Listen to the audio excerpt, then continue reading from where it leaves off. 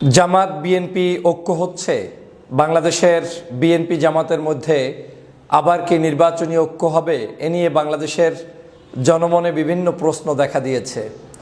বিশেষ করে সাম্প্রতিক সময়ে জামাত ইসলামের আমির ডাক্তার শফিকুর রহমান সাহেব যখন লন্ডনে দেশনেত্রী বেগম খালেদা জিয়ার সাথে এবং বিএনপির ভারপ্রাপ্ত চেয়ারম্যান জনাব তারেক রহমানের সাথে সাক্ষাৎ করেছেন, চা চক্রে মিলিত হয়েছেন, শারীরিক খোঁজখবর নিয়েছেন, বিভিন্ন ধরনের দেশ বিদেশ সামগ্রিক বিষয়সহ আলাপ আলোচনা করেছেন তথা মিটিং করেছেন, সেই মিটিংটি এখন আর গোপন থাকেনি, এখন প্রকাশ্যে চলে এসেছে। বাংলাদেশের রাজনীতিতেও জনগণের মধ্যে বিএনপি এবং জামাত নিয়ে অন্যরকম একটি আগ্রহ রয়েছে, কারণ 5ই আগস্টের পট পরিবর্তনের পরে এই দুটি দলের মধ্যেই জনগণ সম্ভাবনাময়ী দল খুঁজে বের করার চেষ্টা করছে যে কারা আগামীর বাংলাদেশ বিনির্মাণে এগিয়ে যাবে, কোন দল ক্ষমতায় যাবে। যেহেতু বাংলাদেশের সর্ববৃহৎ দল বিএনপি এবং এই মুহূর্তে বাংলাদেশের আলোচনায় সর্ববৃহৎ দল হিসেবে রয়েছেন জামাতে ইসলামী, এই দুটো দলকে নিয়ে মানুষের আগ্রহের কোনো কমতি নেই।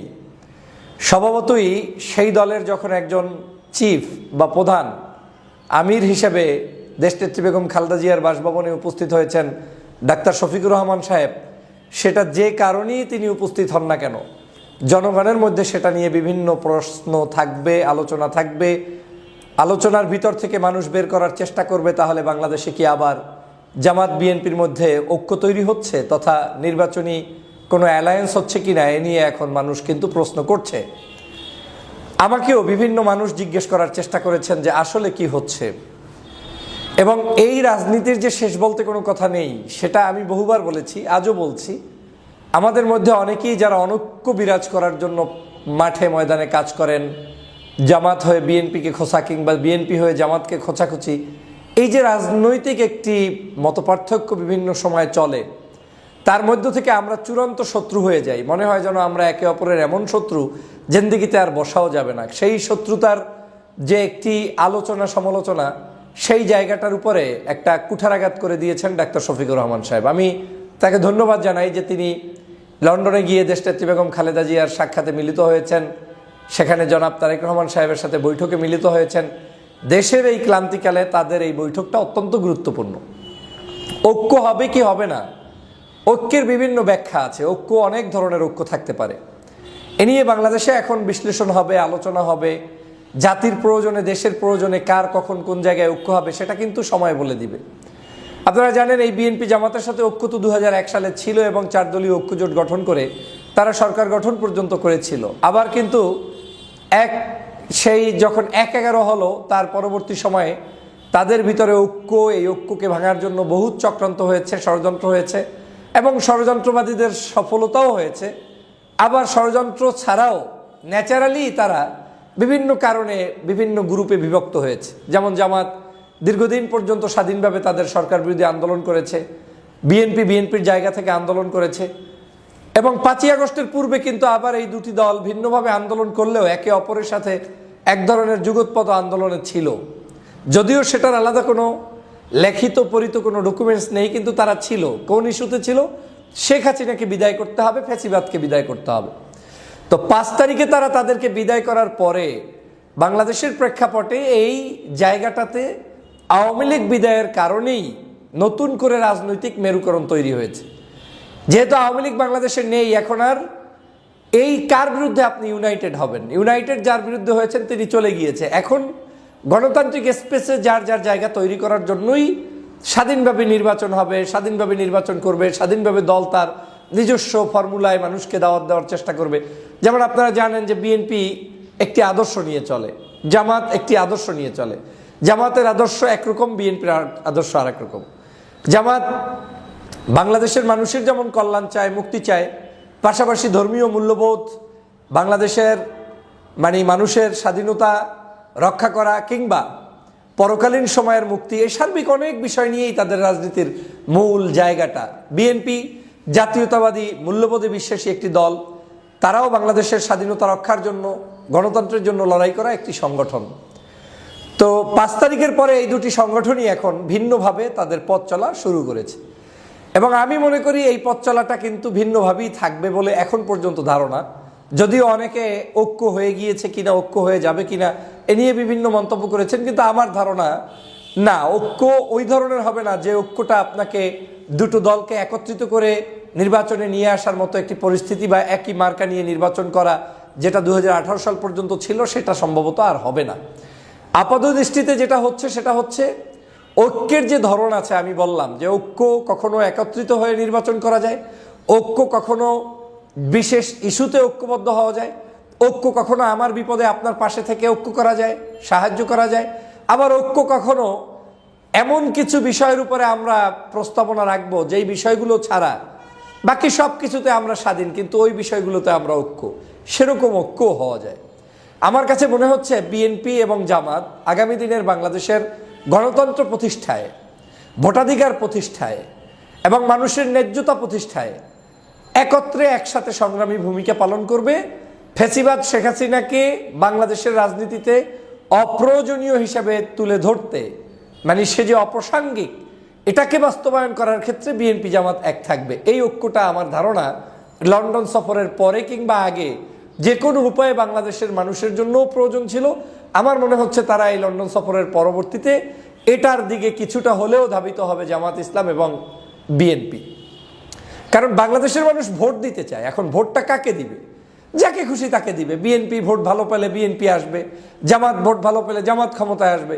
আওয়ামী লীগ তো আর নেই, অর্থাৎ আওয়ামী লীগ যেখানে নেই সেখানে আওয়ামী লীগকে ঠেকাও আন্দোলনের হতে গিয়ে যেরকম একটি ঐক্য দরকার, সেটা আর আপাতত নিষ্প্রয়োজন বলে আমার কাছে মনে হচ্ছে। সে কারণে এখন ঐক্যমত্যা হতে পারে এরকম যে আমরা নির্বাচন ইস্যুতে ঐক্যবদ্ধ থাকব, আমরা গণতন্ত্রকে সুসংহত করতে ঐক্যবদ্ধ থাকব, আমরা কাদা ছোড়াছড়ির রাজনীতি বন্ধ করে গঠনতান্ত্রিক সমালোচনার রাজনীতিতে ঐক্যবদ্ধ থাকবে আমার কাছে মনে হচ্ছে। এবং সে কারণে আমি প্রায়ই বলি যে জামাত সম্পর্কে অনেক বিএনপির ছোট ছোট নেতারা যেরকম মন্তব্য করে, এগুলো মন্তব্য শুনে হতাশ হবেন না। বিএনপির দেশনেত্রী বেগম খালেদা জিয়া কি কখনো বলেছে? তারেক রহমান সাহেব কি বলছে? কিংবা জিয়াউর রহমানের আদর্শ কি তাই? আমার কাছে মনে হচ্ছে না, তারা বলে নাই। এবং আমার আত্মবিশ্বাস আছে যে তারা ওই ধরনের কোনো মন্তব্য করে রাজনীতি করবে না। বাট অনেকেই কিন্তু করেছে, অনেক ক্ষুদ্র ক্ষুদ্র নেতারাও কিন্তু এমনও মন্তব্য করেছে যেগুলো বাংলাদেশের রাজনীতিতে অনৈক্য সৃষ্টি করে, যেমন রাজাকার ট্যাগ লাগানো, মুক্তিযুদ্ধের সেই সময়ের ইতিহাস তুলে নতুন করে আবার শেখ হাসিনার মতো বিভাজন তৈরি করে তাদেরকে বিচারের কাঠগড়ায় নিয়ে আসো, যেটা সম্পূর্ণ আওয়ামী চরিত্রের মতো, যেটা দুই একজন বিএনপি নেতারা করেছেন।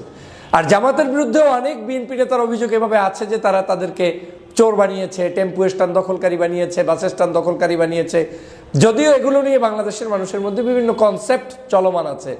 বাংলাদেশের বিএনপি একটি বড় দল, তাদের মধ্যে অনেক স্বার্থান্বেষী মানুষ লুকে থাকাটাই স্বাভাবিক, কিন্তু তাদেরকে কিন্তু আবার বিএনপির পক্ষ থেকে বিচারও করা হচ্ছে, যেমন পদ পদবি বহিষ্কার করা হচ্ছে, তাদের বিশেষ বিশেষ জায়গায় তারা সর্বোচ্চ চেষ্টা করছে।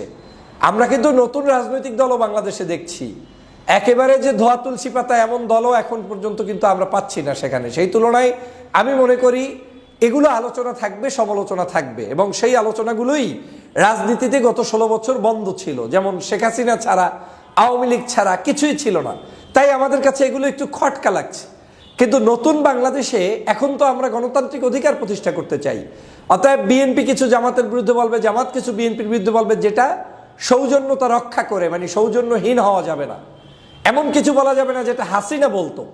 সেই ধরনের কার্যক্রম চলমান রেখেও একটা ঐক্য হওয়া সম্ভব। আমার কাছে মনে হচ্ছে বিএনপি জামাত সেই পথেই হাঁটছে।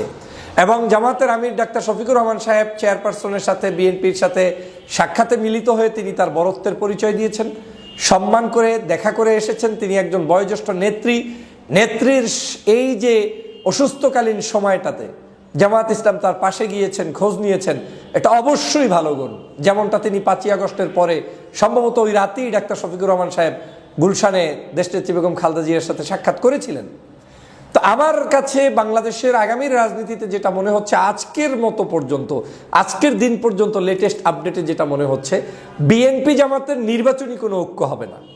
জোট দুইটা হতে পারে বাংলাদেশে, একটা জামাত কেন্দ্রিক বাংলাদেশের ইসলামী আন্দোলন সহ বেশ কয়েকটি ইসলামিক এবং আরও কিছু জেনারেল শিক্ষিত দল থাকতে পারে, তাদেরকে নিয়ে একটা বড় জোট।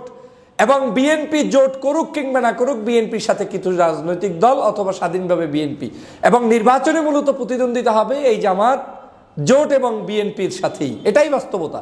কে হারবে কে জিতবে সেটা বাংলাদেশের জনগণ নির্ধারণ করবে, কিন্তু এই জোট দুটোই থাকবে। কিন্তু এই জোট দুটোর মধ্যে একটা সুসম্পর্ক থাকতে হবে, যে ভাই আমি যদি ভোট পেয়ে ক্ষমতায় যাই আমার আপত্তি নেই, তুমি যদি ভোট পেয়ে ক্ষমতায় আসো আমার আপত্তি নেই, কিন্তু আমরা একে অপরকে এমন আচরণ করব না যাতে শেখ হাসিনা বাংলাদেশে ফিরে আসে, যাতে শেখ হাসিনা বাংলাদেশে মাথার উপরে চেপে বসে, যাতে শেখ হাসিনা অবৈধ শাসন ব্যবস্থা আবার আপনার উপরে আমার উপরে চাপিয়ে দেয়। আমার বিশ্বাস বিএনপি জামাত সেই জায়গায় সতর্ক অবস্থানে থাকবে, এবং জামাত বিএনপির এই সতর্ক অবস্থানটা আমাদের দেশের জন্য অত্যন্ত গুরুত্বপূর্ণ। আমি সবসময় ঐক্যের কথা বলি, জাতীয় ঐক্যের কথা বলি। কেন বলি? ঐক্যবদ্ধ ছাড়া একটি জাতি সুষ্ঠু সুন্দর থাকতে পারে না। আপনাদের কামড়াকামড়ি কিংবা একে অপরের মধ্যে বিভাজন কিংবা বক্তব্য, এগুলোকে জাতিকে বড় ধরনের বিভাজন তৈরি করে, এবং জনগণ তাতে হতাশ হয় যে আমরা কি চাচ্ছি, কি হচ্ছে। জনগণ চাচ্ছে বাংলাদেশের শান্তি, জনগণ চাচ্ছে ক্ষমতায় যেই আসেন আপনি একটু নিরাপদে ঘুমাইতে দেন। চুরি ডাকাতি রাহাজানি হত্যা সন্ত্রাস মুক্ত একটি দেশ জনগণ চায়। অতএব জনগণকে সেই জায়গায় আস্থাশীল করতে হলে আমাদেরকে সংযমী হতে হবে, ভদ্রতায় আমাদের ভালো অবস্থানে থাকতে হবে, একে অপরের মধ্যে সমঝোতা থাকতে হবে, সৌজন্যবোধ থাকতে হবে, জাতীয় ঐক্যমত গঠন করতে হবে। প্রিয় দেশবাসী, আপনারা জানেন বিএনপি ডিসেম্বরে নির্বাচন চায়। জামাত ইসলামও তাদের মতামত প্রকাশ করেছে যে ডক্টর মোহাম্মদ ইউনূস যত দ্রুত সম্ভব নির্বাচন দিলে ভালো হয়, তাতে যদি রোজার আগে দিতে পারে তা আরও ভালো, বর্ষার সিজনে না দিয়ে। তো এই যে এক ধরনের মানে ধারা তৈরি হচ্ছে, আমাদের মধ্যে কথার পার্থক্য কিন্তু দূর হয়ে যাচ্ছে, আমাদের মধ্যে কিন্তু একটা থিম নিয়ে আগাচ্ছে, একটা ভিশন নিয়ে সবাই কাজ করছে। আমি চাই এরকম ভিশন নিয়েই আমাদের পথ চলুক। বাংলাদেশের মানুষকে আপনারা আমাদেরকে স্বস্তিতে রাখবেন। আমরা বাংলাদেশে একটি সুন্দরতম রাজনীতি দেখতে চাই, যেখানে কোনো হানাহানি থাকবে না, বিভেদ থাকবে না, এবং বিএনপি জামাত সহ অন্যান্য সকল রাজনৈতিক দলের মধ্যে একটা সুসম্পর্ক থাকবে। সংকীর্ণতার উপরে উঠে আমরা একে অপরের পাশে দাঁড়াবো, সেটাই আমি প্রত্যাশা করি। সবাই ভালো থাকবেন, সুস্থ থাকবেন। আল্লাহ হাফেজ।